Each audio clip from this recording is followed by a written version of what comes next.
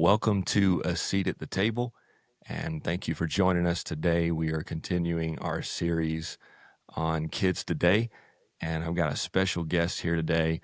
He's a friend of mine that we've become acquainted over the past few years as we're both working in the same field of trying to lead the next generation, and this is Josh Garcia, the next gen pastor there at Pearland at First Church. Josh, won't you introduce yourself? Thank you for joining us today, man. Hey, thank you. Thank you so much for having me. I'm excited to get into our conversation and just honored to get to do it. Cool. Yeah, thank you. First of all, thank you for having me. And well, a little bit about me. I'm a inner city kid. I grew up in Chicago, up north. Right now, I'm in Pearland, which is a suburb south of Houston. Very So cool. the climate is so different. Took me a little bit to get used to, for sure. But Sure. yeah, I just grew up in the church. I have the prodigal story as many as some of my peers also. Sure. But parents, pastors, since I was very young, grew up in the church. Step away a little bit in my high school years, but by the Gotcha. time I hit college, I was back in and sold out. Loved ministry since then. Like haven't looked back. So, yeah, been here at Pearland for about 6 years now, going Very on cool. 6 years. So just having fun. Just had my second kid. He's 8 weeks old today, actually. Come Yeah, on, today man. he's 8 weeks old. That's So awesome. we're doing it, and then my firstborn, she's Royce. She is about to be 2 years old Wow. in a couple weeks. So That's awesome. 2 and then 8 weeks. My little boy is Arlo. So man, excited about life, excited about ministry, and just happy to be here. That's awesome, man. Well, thanks again for joining us. We're just going to jump right into the whole series is just trying to help bridge the gap for parents, leaders, anyone that's dealing with next gen. We seem to find a little bit of tension there. Like it's a different generation. This is kind of the last group of parents that didn't grow up with an iPhone or social media. So it's like, they didn't have it. I mean, I graduated in '07. That's the year the iPhone came out. So I went all through high school with none of the things that they have today, obviously. But now I'm seeing like, my brother-in-law, he's got his first kid, like seeing guys your age that are coming along. And it's so cool to see you guys have a little bit more of just familiarity with the world that they're in. And so I'm just trying to give parents, leaders, everyone a resource to be able to say, hey, what's working, what's not working, and try to just cut some of that tension that's like, hey, we're frustrated with this generation. They're not listening to us. What used to work is not working now. And Yeah. so that's kind of our talking point as we just go through guys that I see that are working with students and being effective and having impact in their lives. So first question would be is what are some of the key like cultural and since we are in a digital age, technological differences between that you Yeah. see today's generation and Yeah. the parents or leaders that's creating that challenge or that tension? Yeah. Yeah. I love this question. Um, I I think one of the biggest differences between today's generation, the generation growing up right now, and their parents is the world they grew up in. I just believe it's a totally different world. Hmm. I really do. I'm kind of caught in the middle, in between both of the generations, and the thing is that this generation right now has never known life without the internet. Like from a technological standpoint, from an exposure standpoint, our students today have not lived a day without Wi-Fi, Right. without social media, without YouTube, and now TikTok and all the things. So I think that's one factor is the current kids today have never seen life without the internet, and then their parents, their connection growing up was face to face. It Sure. was phone calls. It was even interacting with companies. It's like I know a lot of parents, and that sometimes I follow along with them in the sense of like they don't want a machine answering the phone. They don't Sure. want to press one for this. They just want to talk to a human. Like that's what they want. So I think those two worlds coming together right now is, like you said earlier, like at the beginning of this, is really impacting the connection, and I think it's driving them to maybe to frustration because Sure. a parent sees a teenager on their screen for a long time. To the Yeah. parent, that's a waste of time. To the Sure. parents, they're not doing anything. But to the student, they're connecting. To Sure. the student, they're experiencing life. To the student, it's like a disconnect in how we view the world. So I believe um, that just changes the relationship in communication and even identity. So Yeah. you start to pinpoint some things on our belief system that's heavily influenced Oh by yeah. our surrounding. So from a technological standpoint and from a cultural value standpoint too, uh, I'm seeing that I love to study like the Gen Z thing, and now after that is Gen Alpha and the culture and the values, and the younger generations, they value authenticity, they value mental health, they value Yeah. inclusivity, while parents value a little bit more things like hard work and Yeah. stability and privacy. So those cultural values around us are Mm. again creating this somewhat of a disconnect between the two. It's almost like we're speaking two different languages. Sure. So I mean, those are the two things that I'm seeing right now that are really influencing that relationship between like a teenager and a parent. It's the parent grew up in a totally different world, and now that these teenagers are growing up in a new world that's fast paced, it's full of information, it's you're exposed to so much so early. So Mm. I think that's really impacting the way we're living, the way teenagers are being formed in outside of church and inside of church. Sure. It's really impacted how we view ministry here at our church. It's impacted how we craft things and what do we represent and what we value and things of that sort. So I think those two are very different to each other, and again, I think right now we're navigating this together, and that's why I love these conversations because it's what matters right now. Absolutely. You know, I think that's so well said because you have to transition, right? So that's the hard part for parents. So like just there's no difference in like, you know, you see like the parents who like are trying to live themselves through their kids and you're like, hey, like Yes. they're not you or whatever. Same thing. Like Yeah. they're not growing up the same way you did. Like Yeah. this is a whole, you know, so instead of just complaining and looking at them as like this problematic thing. Like this is just how they're gonna do life. Like, you know, we're Mm. begging and itching for, you know, I was like as a kid, I would procrastinate everything. You know, I'm like Hmm. studying at the last minute. I'm crunching for a test. But I Yeah. remember like the one thing I didn't procrastinate is getting my driver's license. Like I Mm. scheduled that myself. You know what I'm saying? Like Yeah. my parents are like, Yeah. you're taking me when I turn 16. Yeah. That's not the case today. They're like, hey, you know, I can be everywhere I want to be on this little device right here. I can Yes. connect and do what I want to do. Yes. And so you're seeing just some like a little bit of a delayed launch just all Yeah. together in all things of Yeah. it, you know, Yeah. being independent.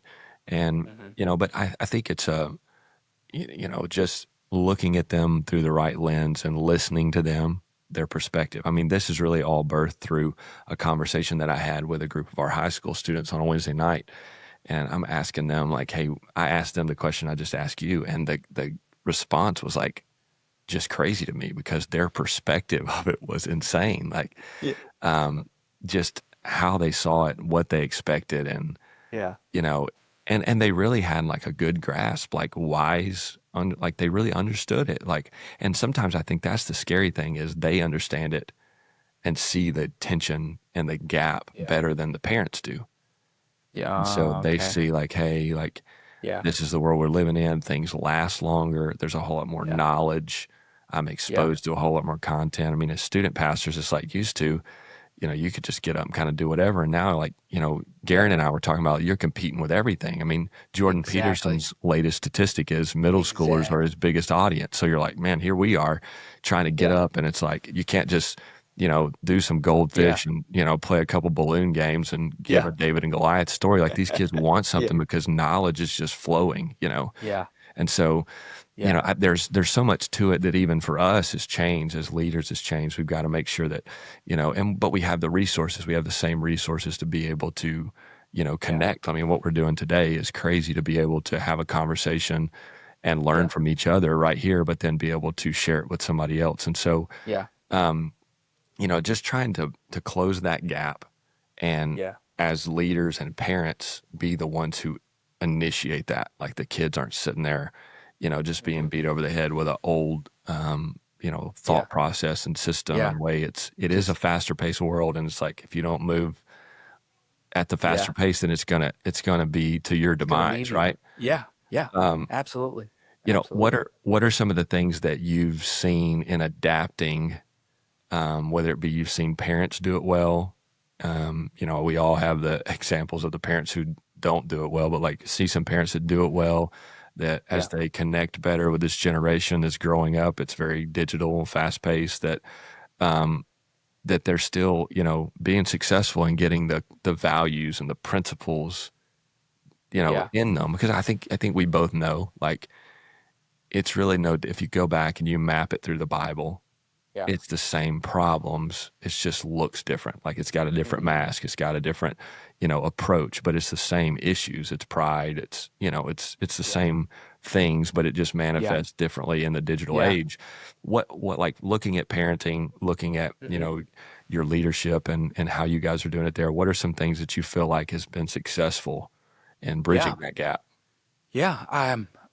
As you said, we notice, like the different parenting styles Mm. and the things that different parents do. And I think that one of the most effective things I've seen some of our parents do, and it reflects on their student. It reflects on their attitude. It reflects on their willingness to learn and grow their relationship with God. Those ones that are a little bit more eager and front row kind of students, those parents are emphasizing relationship over rules. They're Makes sense. emphasizing at their home, they're emphasizing open conversation. Sure. They're focused on there's nothing out of the table. Like whatever you want to talk about, we're gonna talk about it right here. We're gonna talk about it right now. Uh, those parents and those students are coming in and it's parents that are not so much teaching kids what to think, but how Mhm. to think. Sure. It's not so much about now there's boundaries and boundaries are healthy and we teach them and I'm all for them, but at the end of the day, I'm seeing that the parents that are more focused on asking the student, what do you let's talk through it. What do you Yeah. think about this? Let's Hmm. process it together. This is an open dialogue. It's not me telling you every single thing and then you have no say in it. It's at the end of the day, whatever the parent says goes, and Sure. that's great. That should happen, but the student was taken through the process. The student was taught um, how to think, not just what to think. And even in ministry, like you said, as student, as a pastor, as a youth pastor, you feel Sure. the the competition with everything and everyone around us. They have the best preachers, they have psychologists, they have Sure. influencers, all in their fingertips. And for me to show up and tell them, hey, you can't do this because I said so, Sure. or simply because the word of God says it. Now, for us, that holds weight. But Sure. to a 13-year-old, it doesn't hold weight just yet. So right now we're doing a series on purity. So we're doing a series, we're calling it Anomaly, just Mm. reclaiming God's design for love, sex, and relationships. So this right now, I'm in it right now Yeah. of talking what is digital purity. Like Sure. we're going through we're creating a Perfect. system and a process for digital purity, and it's something I didn't hear growing up. This just the Sure. phrase digital purity. But it's so important because Absolutely. we're teaching students that the digital world is just as could be just as helpful, Sure. but just as harmful as anything Absolutely. physical. If anything, it's it's harder to tell because it's internal. It's in your mind. So taking students through that, and again, from a ministry standpoint, not teaching, hey, this digital purity, it's not about fear of sin, it's No, pursuing God. it's absolutely. it's it's full of grace, it's full of mercy, um and realizing that the way we present things, the way we communicate to students today is very important, and the bar is pretty high. Sure. Yeah. Because the old because I'd said so, it just doesn't work. Yeah. It just doesn't. So relational. I think from a student youth pastor standpoint, I'm seeing that our leadership, our youth staff, our team members, even on my, like, when we focus on the relationship Sure. and not so much on programming and not so much on all the other things that we could fixate on, it benefits the students a lot more. I tell our team I care more about the relationship than the program. Like, we're gonna have excellent events and we're gonna Sure. try everything with excellence, but at the end of the day, what matters here is the relationship between us and the students. That is the highest priority right here. Yeah. Anything else could fall, could go away, but that relational equity in them, there's that nothing can replace that. So on both ends, parents and student ministry, leaders and leadership, it boils down to relationship because like I said earlier, this generation they value authenticity so much. They can Mm. sniff you a Sure. mile away Absolutely. if they feel like you're there just because you have to, Sure. or if what you're telling them is not something that you're living yourself. Yeah. So it just all, in my opinion, it comes down to relationship and open dialogue. There's nothing off the table. Let's talk about it. Is it Absolutely. sex? Is it relationships? Is it love? Is it Sure. what is it?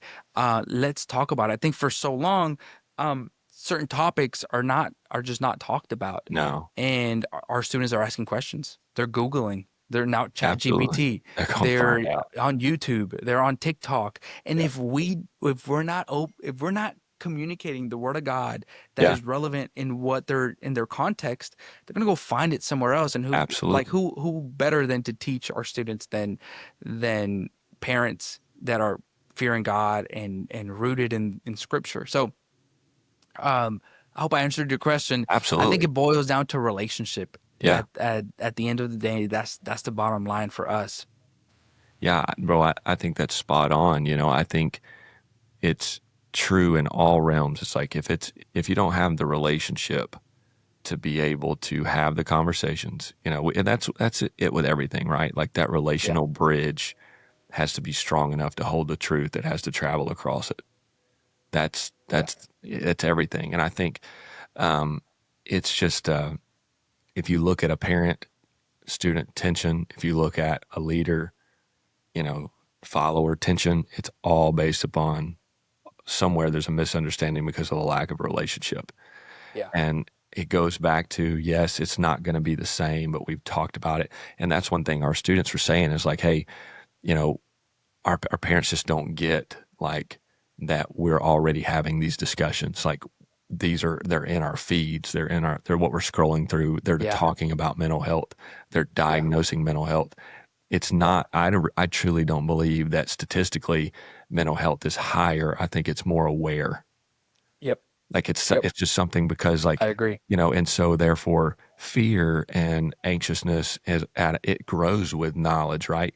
So knowledge doubles now, they say like every 3 months versus it took centuries to double, as you date back. So it's like as you know more, it either triggers faith or fear, right? It either Hmm. empowers you to live a certain way or used to the only way you knew someone was missing was to look at a milk carton. It's like Yeah. that's the way my grandparents like the only thing that you knew a kid was missing or you should safeguard. That's why they let their kids go play wherever and do whatever and we weren't worried Hmm. about it. It's like this is a safe place. And so now it's like same thing with all the topics that keep popping up. These kids are having conversations about it among their peers and their chat groups. And what did you see so and so and this? And they're dealing with this and they've got these feelings and they express themselves through an emoji or a post Hmm. or a subtweet Yeah. or whatever the case may be. And it's Memes like and parents yeah. are like, are we supposed to talk about that? And so the fact that you're doing a series on just sex in general, dating, Yeah. anxiety, depression, it's like we never talked about that in our youth group growing up. Yeah. Like, that was not a series, you know? Yeah. And in fact, Pastor Erickson was a youth pastor here long before I was here, and he started a series, Passion for Purity. And it was like kind of this groundbreaking thing where everybody's like, you're talking about what in church, you know? It's like, I think, if I believe correctly, I think Pastor Gurley and Pastor Whaley have a Worth the Wait. And like, that Yeah. thing's old. Like, that's like, Yeah. they're like paving the way for Yeah. conversations that they were having. Parents just weren't the Yeah. ones controlling the narrative. And Hmm. so if you don't have that relationship though, you don't know, right? So having the Exactly. conversation with them is huge.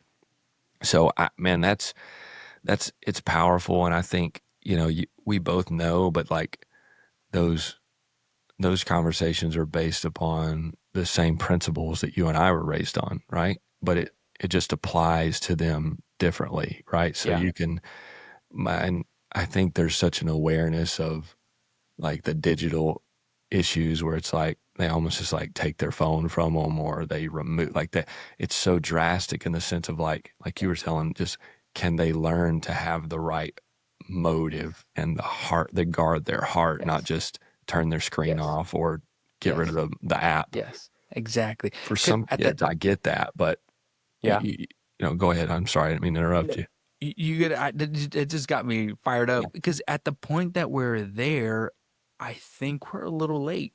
Yeah, sure. Um, it's like you said, it starts in the mind, it starts with the heart, and this whole series we're doing, it's very little to do with actions and Sure. everything to do with the mind and the Hmm. heart. And I tell our students is being pure is not having um just pure actions. It's a pure mind, it's a pure heart. It Sure. starts here because that's what leads to actions. And I Yeah. think like with parenting, like our parents that I'm seeing that are just navigating, they now I'm I change. Like Yeah. on some seasons, I'm like, give them all flip phones. Like give them all flip. On other Same. seasons, I'll see like, okay, it's not as bad. Like there's some Sure. students that, for the most part, I'm usually like, give them all flip phones. Like this summer, I'm thinking we're talking about doing a challenge with our youth group and Yeah. doing a flippy challenge. We all get flip phones. We go through the summer with flip phones, I love it. including myself. So, but it just affects so much. Sure. My daughter's 2 years old. Like when with digital with screens, we there's a lady that helps us see after her a few hours a day, Sure. Monday through Friday, and they'll play songs on the TV and things like that when she gets home. We started to notice that like, man, this is getting a little out of hand. Like she's Yeah. asking and asking. So I was like, we did at at the beginning of this year, a church wide fast. So I'm like at our household, let's do a detox on entertainment. Like Sure. let's delete the apps and include her. Like we're just gonna, this is a whole family thing. It's not just us and not just her. So we noticed a drastic change Wow. in her being that little, drastic change. Came to drop her off in the morning, and then I told the sweet little lady that helps us, and she's like, "Oh, really? Like, she can't watch." I'm like, "No, we're just doing the first season. We're trying it out." Well, I pick her up at the end of the day, and it was funny because like the lady's like hair's all going crazy and That's there's awesome. toys everywhere, and Yeah. I walk in, my daughter's got a cone on her head, a ball on her head, riding a pony. Sure. So I'm like, how'd it go? And it went great. Like she's like, I've never seen her this happy. That's And awesome. that just wrecked me. Yeah. So at home we continued, and we just saw just a change. Now it's not easy and simple, and this is, Sure. I think it's by season, and right now we're introducing screens a little bit again, but just the difference was night and day. So how much like little kids, but like even down to myself, Sure. like back to my point of like Same. students, I'm like on Sunday, part of our challenge this last Sunday was we're going to delete apps. We're doing a 7 day thing. I pulled out my phone. All right, I'm deleting this and deleting this. We're all doing it. So I think that approach of like, let's do it together. I love it. I'm here with you. Sure. Like I'm struggling with digital just as much as you are. Like we're all together because Absolutely. you can't tell your kid at the dinner table to put their phone down You're if you're doing it. on there. So I mean, it's a big conversation. There's lots of Absolutely. nuances. This is purely my opinion, No, I'm but with you. I think it just matters. It It does. really matters. It makes a difference. It does because when you it's with anything, it's not just phones, but when it's like they've moved from helicopter parenting to like lawnmower parenting, where it's just like they're just gonna mow over, they're gonna do it for them. They're trying to take their, you know, freshman college classes for them. You know what I'm Yeah, saying? They're showing yeah, up and having it's like, but all that is it builds this idea that we are going to filter our hearts. hmm I'm gonna do it for you. You don't get any yeah, experience. You don't bear the yeah, yoke of your youth. That proverb, it's yeah, like it's yeah, good for them to feel and experience. And so these kids don't experience, they don't feel weight. They yeah, just let's just delete the app. Let's just get rid of the phone. Let's just yeah, not be challenged. Let's not skin their knees. Let's not make mistakes. And so hmm it creates this very fragile generation. And so yeah, in all of that, when it begins to happen, it's like, man, before you know it, you're just like you've filtered something instead of fixing it. Like my hmm heart, like you said that earlier. It's like, well, what's your thoughts? Like, what's your yeah, desire of your heart? yeah, Like, if it's to live right and to please God, then you're gonna make the right decisions. hmm The right person's gonna end up in the right place. That's just how it is. So like we can get that heart right and get that mind right, then we're gonna see those kids where it's not like when mom and dad are out of the picture and we're out of the picture that they still want to serve God. They still want to hmm make the right hmm decisions when we're not there telling them to do it. You know what I'm yeah, saying? And so it's yeah, it's a it's a domino effect of that. And parents like all of a sudden they've got a prodigal and they're like, how'd this happen? And it's like, hmm well, they were doing it because you were forced to do it, or there were yeah, so many boxes to check. It wasn't relationship with you, therefore it wasn't yeah, relationship with God.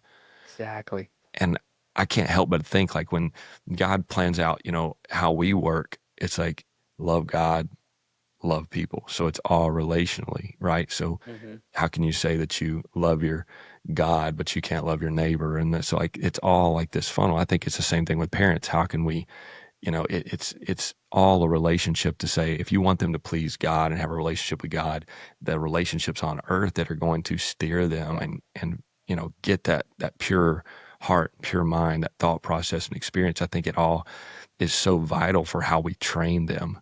hmm Um, and there's a lot of kids, sadly, they're just being raised. They're not yeah, being trained. And I think that's why he uses that word. It's not less like a herd of cattle, we're just like feeding them, making sure they get hmm some rest. You know, it's like yeah, they're just grazing through high school. It's like, no, man, let's give them some purpose. Let's give them some problems to solve. Let's give them some because it's like if you don't give them a purpose, then all they're going to focus on is their issues, right? It's like they exactly. just, it's such a thing. And I see you doing it, man. I saw, your kids were engaged and like it's super involved in that outreach. Like, and hmm I was leading up to a big Sunday Yeah, that you guys had, like seeing yeah, those photos of the kids praying and like yeah, having interaction with people in public and in the mall and whatever. It's like, yeah, hey, but what if they say something dumb? What if they don't know the yeah, answer to a question? What if, I mean, what if like yeah we could do that as an yeah, adult too, like yeah, somebody's going to ask me and I'm not going to, exactly. so why not put that yoke on them, let them feel the weight of hmm that. And it's Yeah, like I feel like that's probably the biggest issue is kids want it and there's a hmm lack of trust because trust is built on that relationship, and I know we keep yeah, going back to that, but hmm um what like in the open dialogue and bridging that generational gap in I know like the overly like it's an overly exposed digital world. Like I hmm get that, but like what like are there any guidelines or like is there a too much? Is there or do you just shoot for like I know some parents are like you're just saying we just need to let them discuss whatever, and I'm like yeah, I mean I think it needs to be if it's in their heart they need to hmm have you seen just from the sense of parenting and leadership that parents are reluctant to like, what I'm saying, almost have yeah, the yeah, conversations? It's like yeah, that's the thing that I see. It's like I don't. I think they just don't want to know. You know what I'm saying? It's like I Hmm. would rather them Hmm. like just Yeah, yeah, yeah, I didn't tell my dad that, or I didn't tell my yeah, mom that. Like I think that's the way that they yeah, feel it. It's like I just figured it out on my own.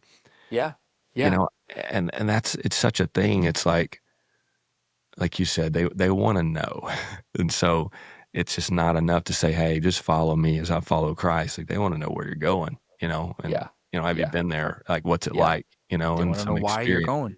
They want to Yeah, know where it is, why how long, like why are we walking past this? Why are we walking past that? Like, exactly? And yeah. what's the first thing that's said when somebody asks too many questions? Is like, man, you're just not really submitted, right? Mm-hmm. And so it's like, Mm-hmm. man, that's not don't just completely throw that at them. Like I get it. Like there has to be, like you said earlier, when it comes down to it, dad says no, mom says no, Mm-hmm. pastor says, hey, we're going to draw a line here. Yeah. It's so necessary. But you Yeah. want that to be in their heart and not just a list of rules. Like even the Bible, like, I had a recent conversation with AJ Holloway, and he's like talking about how just the Bible was not written to us; it was written for us. Mm. And I know that's like the simplest thing, but when he said that, like it hit me in the heart, and then like oftentimes it's like I got to do this, I got to do this, got to do that. Mm. It's like it's Yeah. written to like no, it's for me. Like Yeah. it's a better life. It's Yeah. fulfilling. It's like not just something I'm trying to obey. It's like Yeah. this is the best life I can live. Yeah. And I think that's with parents and kids. And um, what just personally for you, I know you've told me a little bit about like your family, but with the students in your youth group, what's just before we close this out here, what's some of the things that you maybe could just pinpoint? You say, hey, this is really working right now. Yeah. Yeah. For I wanted to touch a little bit on Yeah. dialogue. As Okay. you were going, my mind went going. So let me scoot Yeah. back just a Here. little bit. With dialogue, I think number one, it's again so important. Like my stance is nothing's off the table. We are I talking agree. about it. It doesn't matter what it is. Like if parent to child, boom. And I think a lot of the insecurity comes from one, no one did it to them. Like Yeah. my parents, Sure. like I'm yet to have the talk. Like Yeah. I've two kids and I've yet to have the talk. So I never got it. My parents, I grew up in a household that was very hush hush. It was very Sure. like even like blowing a toot. It was kind of like, oh, why are you doing that? It's very Um, private. Yeah. yeah, very private. So um but I think the other side is the insecurity comes in from where we're focused on being interesting. Like I hear this a lot, with especially with relationships to students. I'm not cool enough. I don't know. I don't speak the lingo. I don't know. Well, Sure. this is old now, but I don't know what Riz is, or I don't Yeah. know this Yeah. and that, and it's like you're so focused on being interesting, or when you do engage in conversation, it's like, well, let me tell you what I did. Let me tell you what back in the day how it was. Let me tell you about me. Let me tell you this, and let me Yeah. lecture you. Let me this and that. Where what I tell our team members and parents in some of the parent meetings that we've had is, it's let's flip it. Instead of trying to be interesting, let's be interested. Let's Sure. focus on being That's interested perfect. in their story. Let's focus on being interested in what they're going through, interested in what the current day of their struggles and their worries. So good. Let's be interested and it applies to like everything. Like let's read books. Let's be interested in parenting itself. Like there's a few that we've recommended Yeah. and are great. So I think when it comes to either youth leaders or youth parents, a lot of the insecurity comes from trying to be cool, trying to be relevant when Yeah. we're not meant to. Like who cares? Like Sure. who cares? And and then when you do engage in the conversation, it's like, so you'll come up to a teenager and either a parent or a student leader, and it's like, hey man, how's it going? Hmm. How's your day? Uh, and it's like you get this interaction of grunts and like you have to pull words out. Yeah. But here's what I tell parents. You walk up to a teenager and you say, "Hey, how's it going?" They replied with a "eh." In their mind, they're thinking, oh my gosh, they're talking to me.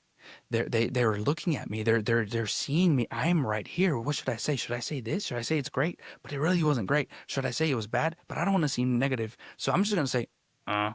And then you're like, Sure. what are you doing later? And they're like, nothing. But in their mind, they're like, oh my gosh, I can't believe they're interested. Like, what should I say? Like, they're So actually true. talking to me, and it's like they're racing in their mind, thinking of like, well, I don't want to mess up. I don't want to say something bad. I don't want to say Sure. something dumb. I don't want to.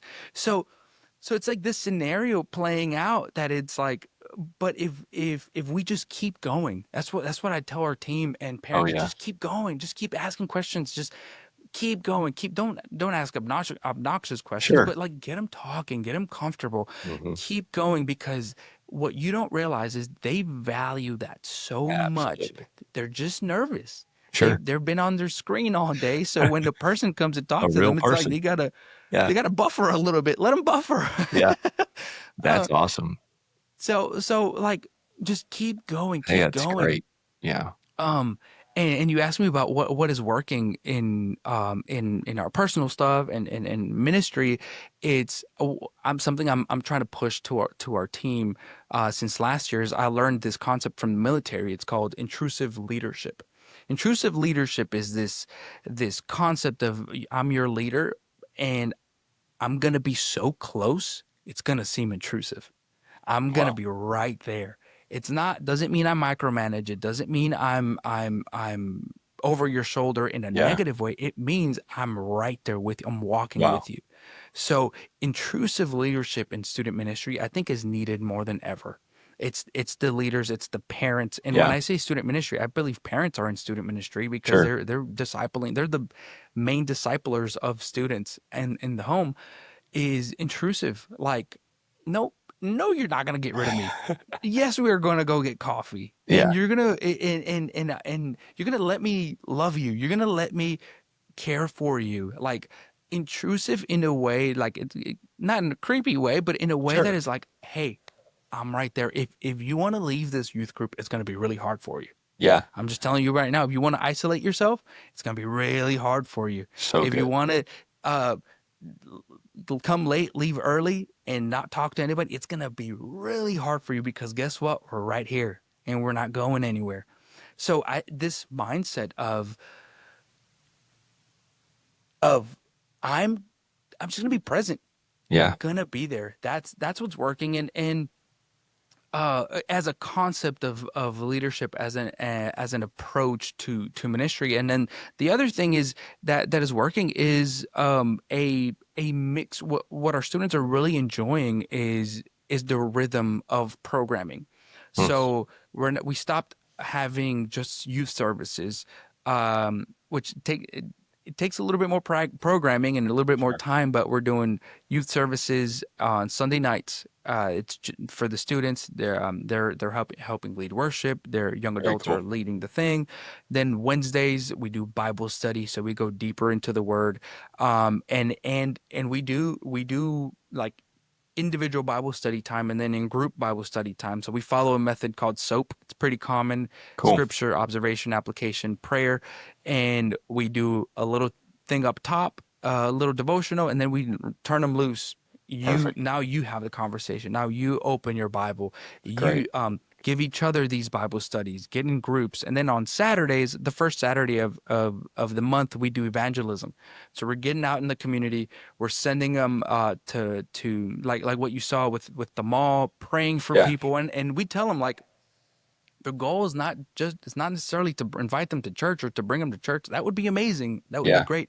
But we're out there to serve. We're out there to pray. We're out there to hand a water bottle and a So card great. and being the church outside the church. I think, man, now I'm all passionate. You got me going. But that is what they're looking for. Sure. If now I'm kind of talking to church leaders and I kind of naturally Sure. go, but it's this generation wants to do church outside the church.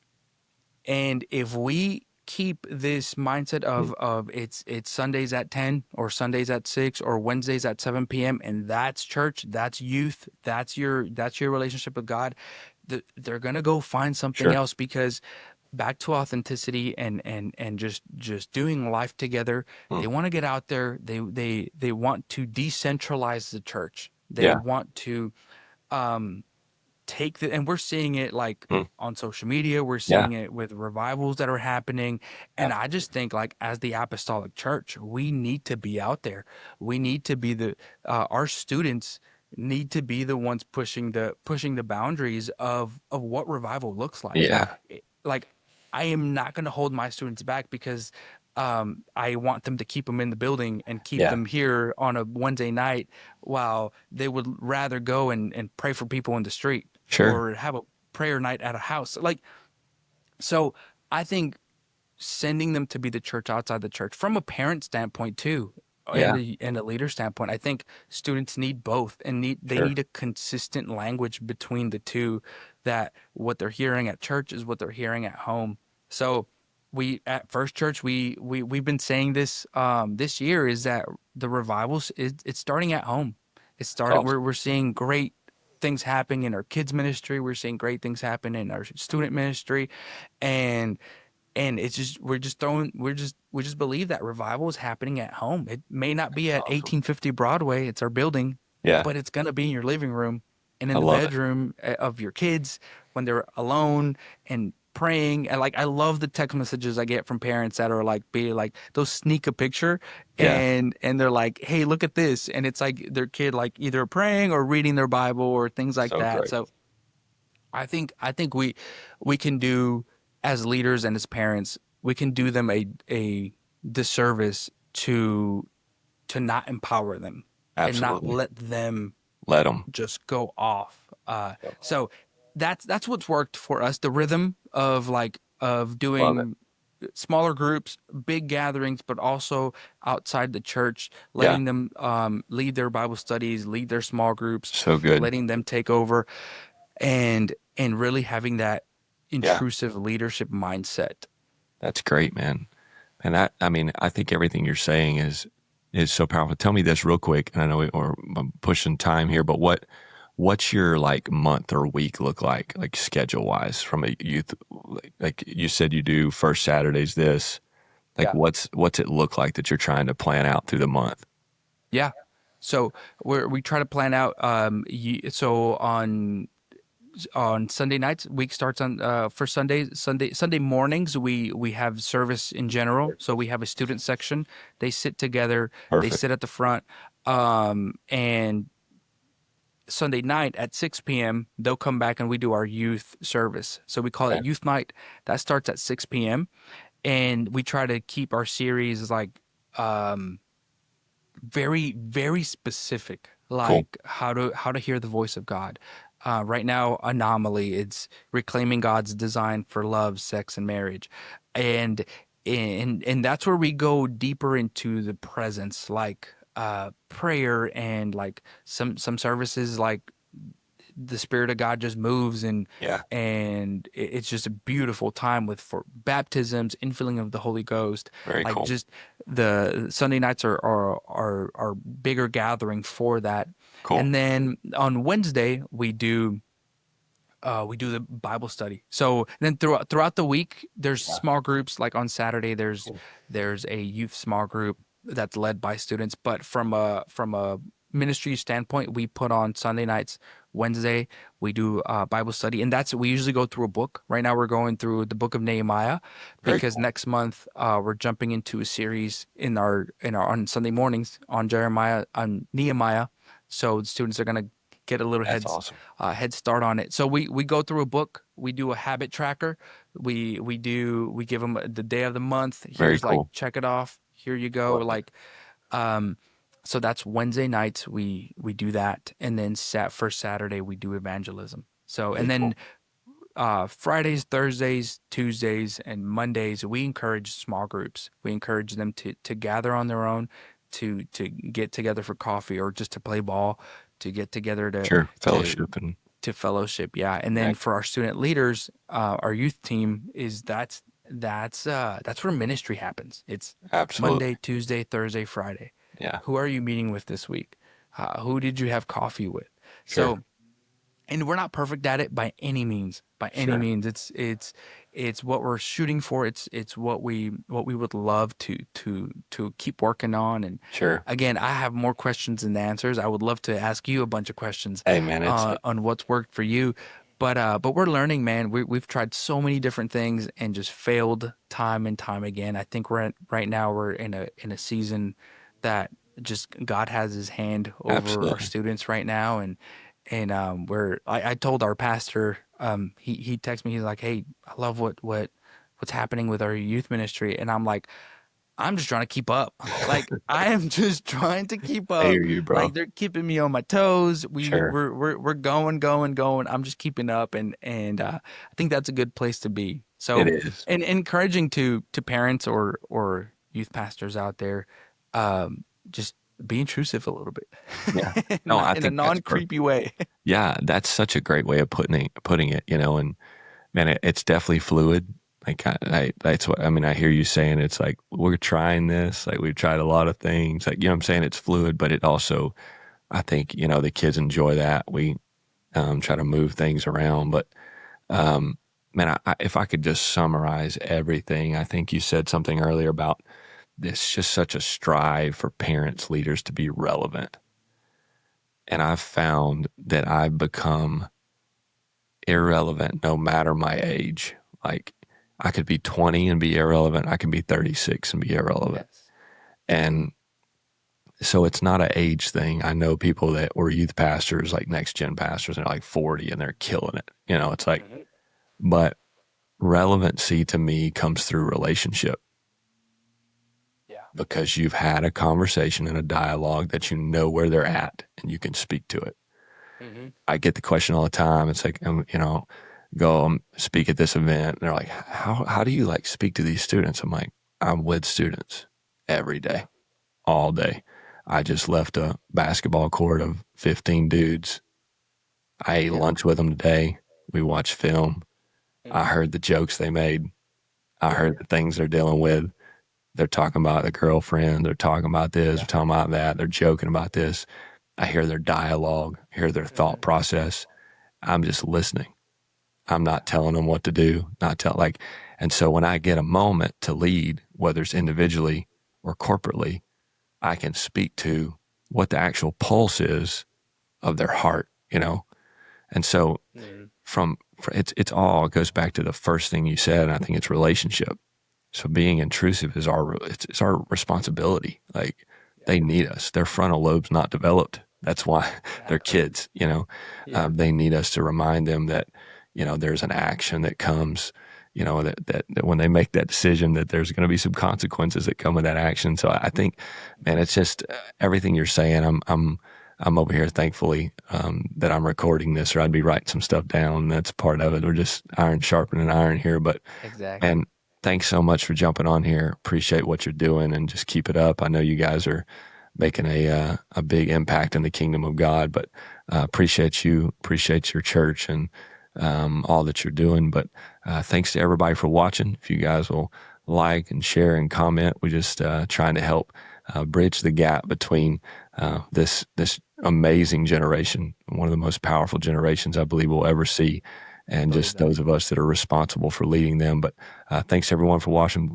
Thanks Josh for jumping on here, and we hope everybody has a great day.